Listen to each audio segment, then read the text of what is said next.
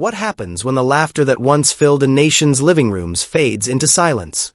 And when an actor who helped define an era takes his final bow, who is really there to say goodbye? On January 30th, 2026, Demond Wilson passed away at the age of 79 following complications from cancer. For millions, he was not simply an actor. He was Lamont Sanford, the steady, patient son on Sanford and Son, the calm center in the storm of his father's explosive humor. His face was a fixture of the 1970s. His voice echoed through homes night after night. Yet his funeral was strikingly quiet. No red carpet. No television cameras. No public gathering of former co-stars. The service was private, reserved for family and a small circle of trusted friends. For some fans, that detail raised a troubling question. Where was everyone? Why didn't the cast of one of television's most beloved sitcoms come together one last time? But before we jump to conclusions, we need to ask something deeper. Are we grieving the man, or the memory? And do we sometimes confuse the two? When news of Wilson's passing spread, it didn't erupt like a breaking scandal. It moved gently, almost cautiously. Yet the emotional response was powerful. Viewers who had grown up watching Lamont immediately returned to old episodes. Clips circulated online, Fred's dramatic outbursts, Lamont's weary sighs, the rhythm of their timing. But this time, the laughter felt different. Softer, touched by nostalgia. Tributes poured in. Not grand industry speeches, but personal reflections. Thank you for my childhood. My parents and I watched every night. Lamont reminded me of my own father. For many Americans now in their 40s, 50s, and 60s, Sanford and Son wasn't just entertainment. It was routine. It was family time. It was the sound of evening settling in. And Wilson's portrayal of Lamont was essential to that ritual. He was the quiet counterbalance to the comic hurricane of Fred Sanford, played by Redd Foxx. Without Lamont's restraint, Fred's chaos would have overwhelmed the screen. Wilson understood that instinctively. He mastered understatement. He made patience funny. He turned a raised eyebrow into a punchline. And sometimes, the roles that shout the least endure the longest. So why the private funeral? Why no public spectacle? The answer may lie in the life Wilson chose after fame. In later years, he stepped away from Hollywood. He became a minister. He focused on faith, family, and personal growth rather than red carpets and revival tours. He did not chase nostalgia circuits. He did not seek renewed applause. For a man who had lived under studio lights since childhood, that choice speaks volumes. Those who attended his funeral were not industry executives or former sitcom colleagues. They were people who knew him beyond Lamont. Husband, father, friend, pastor. They came to honor Demond Wilson the man, not Lamont the character. And perhaps that distinction matters more than we realize. Still, the question lingers. Where were his co-stars? To understand that, we must confront a simple but sobering truth: time. Redd Foxx died in 1991 at age 68 after suffering a heart attack. LaWanda Page, the unforgettable Aunt Esther, passed away in 2002. Whitman Mayo, who played Grady, died in 2001. Don Bexley, Bubba, left in 1997. Greg Morris, Officer Hoppy, died in 1996. Nathaniel Taylor, Rollo, passed in 2019. And Lynn Hamilton, who portrayed Donna, died in June 2025, just months before Wilson. When we line up those dates, the picture becomes clear. Wilson was the last of the core cast. There was no grand reunion left to stage. No living ensemble waiting in the wings. Does that realization change how we see those empty seats? There were once tensions behind the scenes. In the 1970s, Fox temporarily left the show over salary disputes, placing extra weight on Wilson's shoulders. In his memoir Second Banana, Wilson admitted feeling hurt during that time, but he also wrote that he forgave Fox. He described the conflict as business pressure, not personal hatred. That distinction is important. In Hollywood, as in life, ambition and insecurity often collide. But maturity determines what survives. Beyond that episode, there's no credible record of deep, lasting feuds. No bitter public fallouts. No unresolved lawsuits that defined their later years. What followed the show's end was something far more common in life. Distance. Careers changed. Paths diverged. Families demanded attention. The industry moved on. And time, more than conflict, explains the silence. Here's a harder question. Why do we expect television families to function like real ones decades later? Do we forget that what feels intimate to viewers was, for actors, a workplace? For audiences, Lamont and Fred were family. For Wilson and Fox, they were colleagues playing roles. Roles they played brilliantly. But when the studio lights shut off, real life resumed. Contracts expired. New opportunities emerged. And sometimes, even meaningful professional bonds fade under the weight of geography and circumstance. Wilson's passing marked more than the death of an actor. It marked the closing of a chapter in American television history. The early 1970s were a turning point for representation, storytelling, and cultural voice. Sanford and Son helped bring sharp, unapologetic humor about working-class black life into mainstream homes. It paved the way for future sitcoms to explore culture with boldness and heart. And Wilson was central to that success. Born in 1946 in Valdosta, Georgia, and raised in New York City, he stepped onto Broadway at just 4 years old. By adolescence, he was performing at the Apollo Theater in Harlem, an institution that demanded resilience and excellence. The stage taught him discipline. The audience taught him timing. Rejection taught him humility. Before Lamont, he appeared in various television productions, steadily building credibility. He even guest-starred on All in the Family, a groundbreaking series created by Norman Lear that challenged viewers to confront uncomfortable social realities. Wilson observed closely. He understood that opportunity and control were not the same thing. Black actors were gaining visibility, but not necessarily authority. Then, in 1972, everything changed. When Sanford and Son premiered on NBC, it did more than introduce a new sitcom. It introduced Lamont Sanford, a character who would define Wilson's public identity for decades. Lamont was the steady center in a chaotic world. As the long-suffering son of junk dealer Fred Sanford in Watts, Los Angeles, he balanced patience with dignity. When Fred barked out insults or faked heart attacks for sympathy, Lamont responded not with noise, but with restraint. That dynamic, loud father, measured son, became one of the most recognizable father-son pairings in television history. But pause for a moment. Why did Lamont resonate so deeply? Was it simply comedy? Or was it something more, a reflection of generational tension within Black America during the post-civil rights era? Set in Watts, the show adapted the British series Steptoe and Son into something distinctly American. Poverty, pride, sarcasm, survival, these weren't just punchlines. They were lived experiences. And Lamont became the emotional anchor. Across 6 seasons from 1972 to 1977, Wilson appeared in nearly every episode. He was young, only in his mid-20s when the show began, but he carried himself with composure beyond his years. When Fox temporarily exited over contract disputes in 1974, the weight shifted dramatically. The producers experimented with replacements and temporary characters. Yet the show did not collapse. Wilson held it together.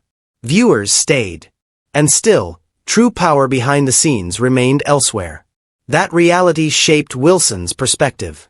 Fame brought recognition, but also limitation. To millions, he was Lamont. Offers often echoed that same tone. Similar characters, similar dynamics.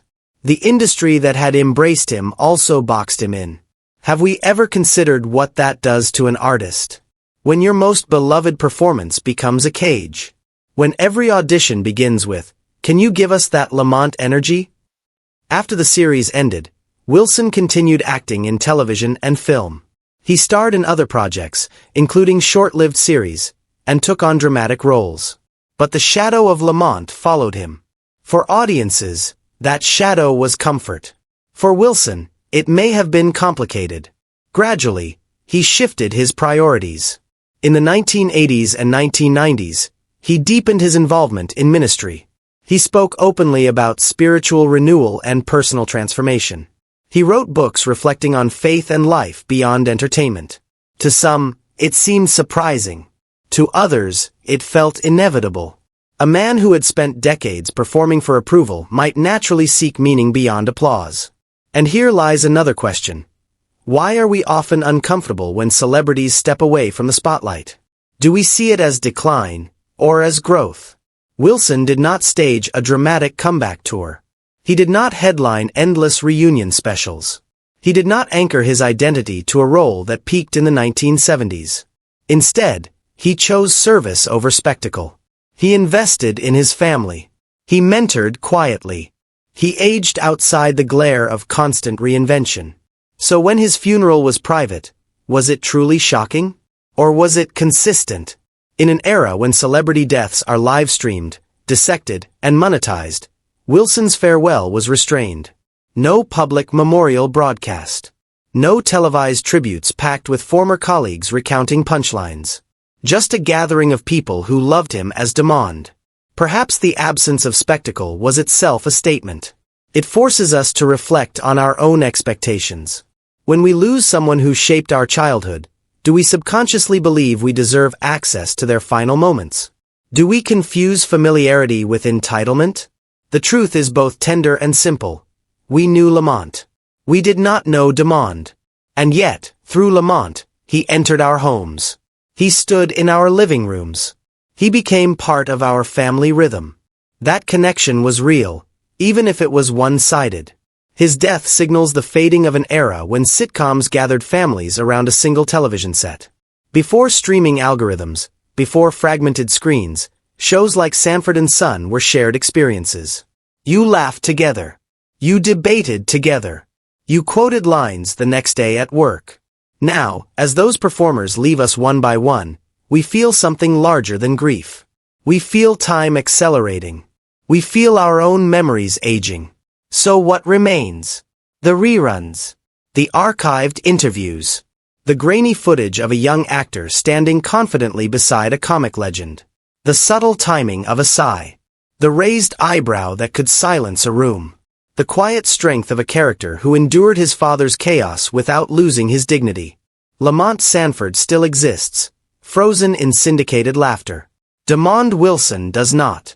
And perhaps that contrast is the most poignant truth of all. In the end, there was no dramatic farewell scene. No scripted goodbye.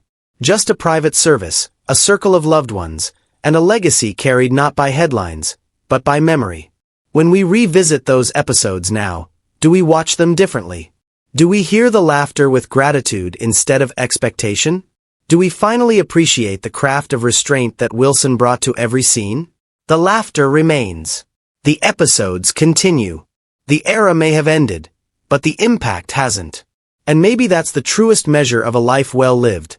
Not how loudly the world mourns you, but how quietly it keeps remembering. Isn't it striking?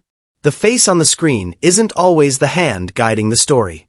We sit in our living rooms, watching familiar faces deliver lines that feel effortless, jokes that land with perfect timing, arguments that echo our own family dynamics, moments of vulnerability that seem almost improvised. But behind every scene, there are contracts. There are negotiations. There are decisions made in boardrooms far removed from the set. And sometimes, the people whose faces define a cultural moment are not the ones shaping its direction. That tension, between visibility and power, sits at the heart of Demond Wilson's journey and the legacy of Sanford and Son. Fame without control. When Sanford and Son premiered in 1972, it did more than entertain. It shifted the visual landscape of American television.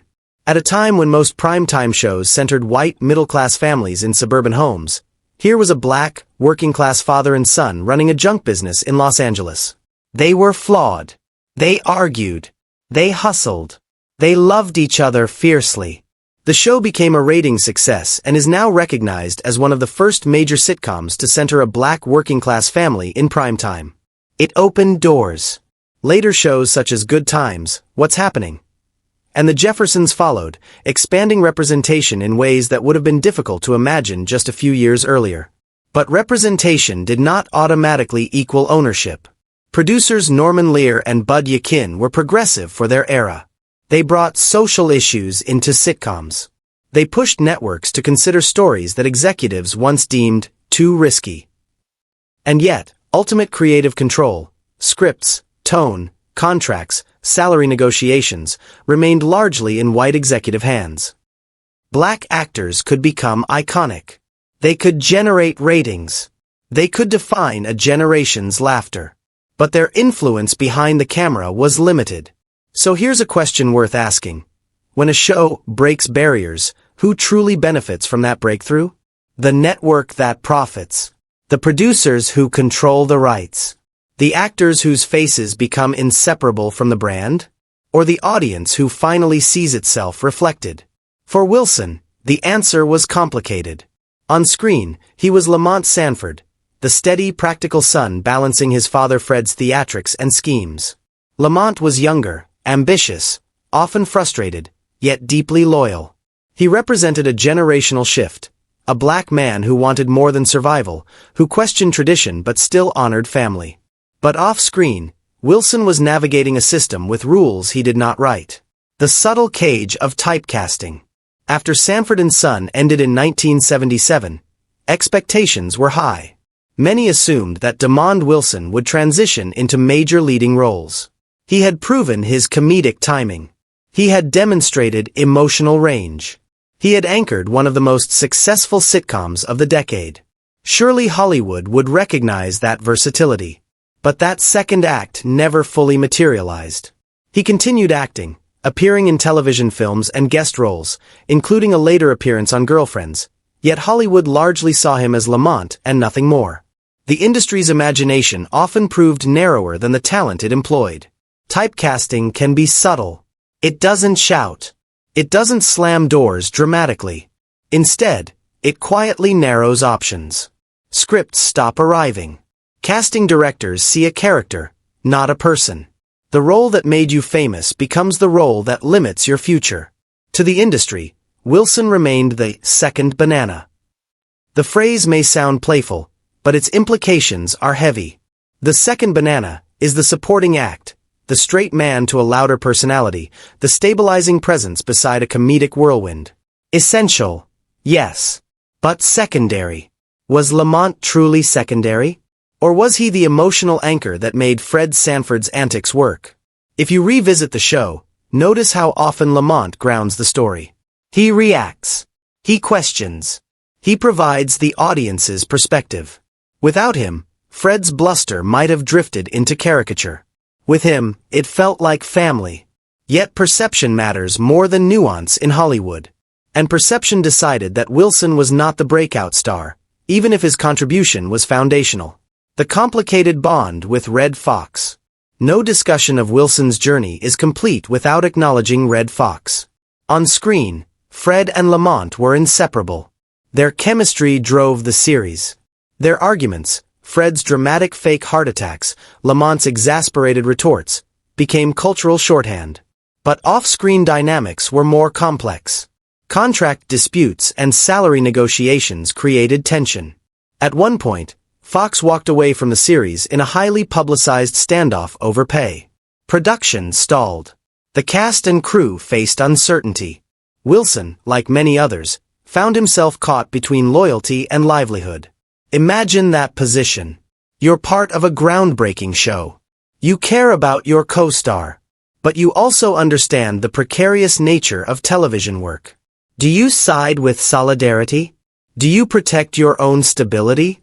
How do you navigate loyalty in an industry where contracts speak louder than friendships? Years later, Wilson reflected on this period in his memoir. He did not lash out. He did not dramatize the conflict. Instead, he offered perspective. I forgave him and still loved Redd Foxx, he wrote. Forgiveness is rarely dramatic. It is often quiet, internal, and deeply personal. In choosing grace over bitterness, Wilson revealed something essential about his character. He was neither a rebel nor a victim. He was a professional who understood the rules of the era, and the price attached to them. But should understanding the rules mean accepting their limitations? Telling his own story. In 2009, Wilson published his memoir, Second Banana. The title itself carried quiet honesty. It was not defensive. It was not self-pitying. It was reflective.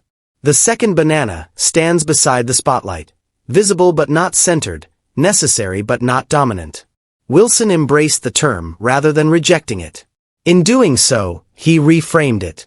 The book was not written as an attack. It did not attempt to dismantle reputations or expose scandals for shock value. Instead, it explored sweetness and disappointment, early success, limited leverage, gratitude mixed with frustration. He acknowledged the pain he felt during the show's turbulent moments. He spoke about financial realities. He described the vulnerability of actors whose careers depend on decisions made elsewhere. But he also expressed appreciation for the opportunity, for the cultural impact, for the fans who still remembered. That duality is powerful. It resists simple narratives. Wilson's story is not one of triumphant conquest nor tragic exploitation. It is something more human, a life shaped by opportunity and constraint at the same time. How often do we demand cleaner narratives than reality provides? Why do we prefer heroes or victims instead of complex professionals navigating imperfect systems? By writing his memoir, Wilson reclaimed something subtle yet profound: authorship of his own experience. A milestone, but not a revolution. Nearly half a century later, Sanford and Son remains a landmark in American television. It placed a black working-class family in living rooms across the nation at a time when television largely reflected white, middle-class suburbia. The junkyard set itself was symbolic. It was cluttered, imperfect, lived in. It rejected polished suburban aesthetics. It suggested that humor and humanity thrive outside manicured lawns and pristine kitchens. But let's reflect honestly. Did the system that benefited from that representation fully support the people who made it possible? Progress in media often unfolds in layers. The first layer is visibility. The second is complexity. The third is control. Sanford and Son achieved visibility. It offered complexity in its portrayal of generational tension and economic struggle. But control remained elsewhere. It wasn't until decades later, with series like Blackish, Insecure, and Atlanta, that black creators gained significant creative authority behind the camera. These shows were not just about representation. They were about ownership, narrative voice, and tonal experimentation. The difference wasn't only what stories were told. It was who told them. Viewed through that lens, Wilson's career becomes part of a broader pattern. The first generation of black sitcom stars opened the door. Later generations walked through it with more leverage. Pioneers often clear the path, but do not travel it far themselves. Is that unfair? Or is it simply how structural change unfolds, incrementally, unevenly, often at personal cost? When the screen goes dark, there is another quiet truth embedded in Wilson's story, one that resonates deeply with mature audiences. Television creates the illusion of intimacy. We feel as though we know the characters. We invest in their arguments, their humor, their love. We quote their lines. We replay their episodes. They become part of our personal history.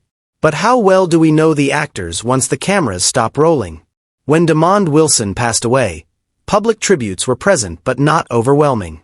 There was no massive industry spectacle, no prolonged national mourning cycle.